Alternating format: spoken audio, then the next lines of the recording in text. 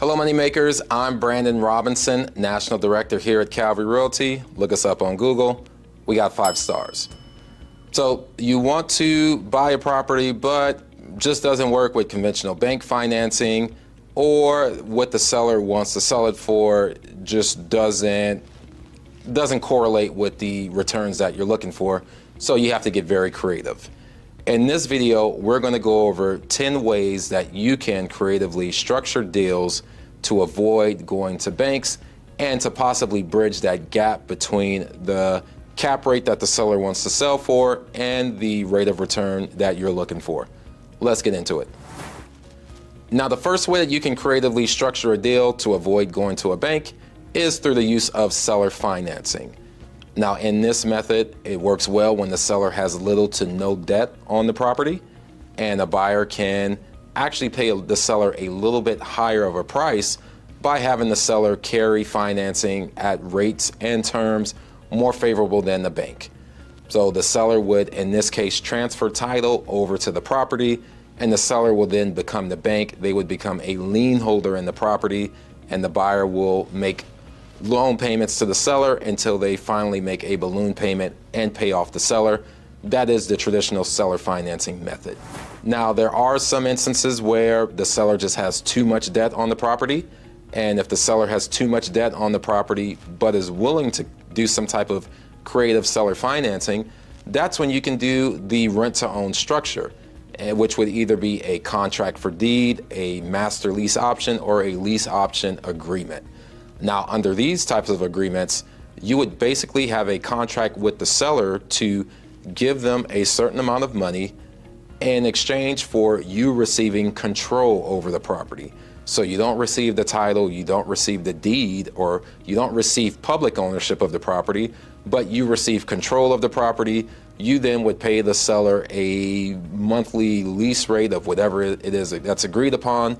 And then once you pay the seller a final lease payment or a balloon payment at whatever price and terms that you've negotiated with the seller, at that point the title will transfer over, and now you as a buyer will have the title in your name. That is the rent-to-own type of structure. The third type of structure that would work is what's called a management option. That is where you as the buyer will agree to manage the property for the seller, improve the revenue, and then once you've improved the revenue to a rate where it now justifies the seller's price, you now will execute the option to purchase the property from the seller. Management option agreement. Fourth is an installment sale. Now, with an installment sale, instead of you giving the seller a lump sum of cash up front, you will pay the seller in installments, either quarterly, annually, or biannually, however it is that you work it out with the seller. This is a great way for you to get control and title of the property, but have the chance to improve the revenue before giving the seller that final payment. That is the installment sale. Fifth way to do it is through a debt assumption. I actually just recently completed a purchase and sale where the buyer assumed some debt that the seller had on the property at a very favorable interest rate, and as a result, the buyer was actually able to pay the seller a little bit more for the property than they would have paid if they had to go out and borrow money at 7% or 8% interest rates. So debt assumption is a good way to do it. Now, in the event that you have a lender that does not want to allow a buyer to assume the debt because they want the debt to be paid off, and they want to now, the lender wants to be able to lend those funds out at a higher rate of interest, you can do what is called a subject to. Now, the subject to works the same as a debt assumption. It's just that the bank is not notified about it, and the buyer does not go through a qualification with the bank. The seller does not actually come off the loan documents, and the buyer put on the loan documents under a regular debt assumption. Under a subject to, the buyer will just agree to pay the mortgage for the seller on their behalf. There might be some other form of money that exchanges hands with the seller and buyer, but that loan still remains in the name of the seller. It's just the buyer now has control of the property, and the buyer is making payments on that loan on behalf of the seller, and the buyer will eventually pay off the loan for the seller. That is the subject to method. The seventh way to get deals done is to have the buyer purchase the corporate entity.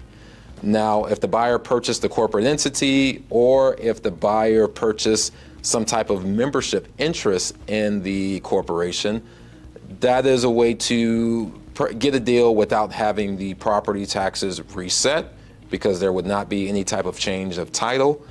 And it's a way for a buyer to get into a deal and be able to assume whatever type of debt that's on the property. And this is presuming that the debt is at a more attractive rate and term than what's currently out on the market. Eighth way to get a deal done is to do what's called a partial sale. Now, maybe all of the members or all of the partners in a facility do not want to sell, half of them want to sell, or a certain percentage. Well, you can have the buyer actually just buy out the membership interest or the partnership interest of a specified amount of partners. This is a way for a buyer to get into a deal without needing to come up with all of the funds to purchase it outright. And maybe there is some favorable debt on the property that the buyer can assume as well. So that would be a partial sale instead of a full sale. Ninth way to creatively structure a deal is through the use of goodwill.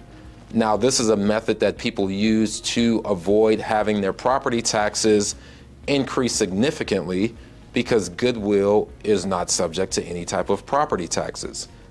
Real estate property taxes are taxes on real property. So that's land, that's structures, that's some type of physical asset. Goodwill is an intangible asset. It's intangible property. It is the goodwill, the name, the reputation of the business. So what buyers can do is apply a certain portion of the sales price to the real property, and then another portion of the sales price to goodwill, maybe 60-40. Okay, on the $1 million purchase, $600,000 goes to the real property, and then property taxes are based off of $600,000. The other $400,000 is goodwill, and that's not subject to property taxes. So that's another good method to keep the property taxes at a minimum. And the 10th way to get a deal done is through the use of private money. Now, there's institutional companies that lend out private money at rates and terms that are more favorable than traditional lenders. There's also private individuals. There's parents, there's relatives, there's friends, family, even people on Facebook that will lend you money at more favorable rates and terms than what you can get from a bank. Somebody wants to just be a passive investor, they will just lend you money at 7%, 8% interest only, and you can now use those funds to go out and purchase deals and not have to go through the very strenuous qualification process of traditional banks. There you have it. Those are the 10 ways to structure deals. Again, I'm very brief, but if you want some additional information, please contact us and we'd love to be of assistance. Look us up on Google. We got 5 stars. We would love to help you in the acquisition or disposition of your storage facility. Until next time, keep making money.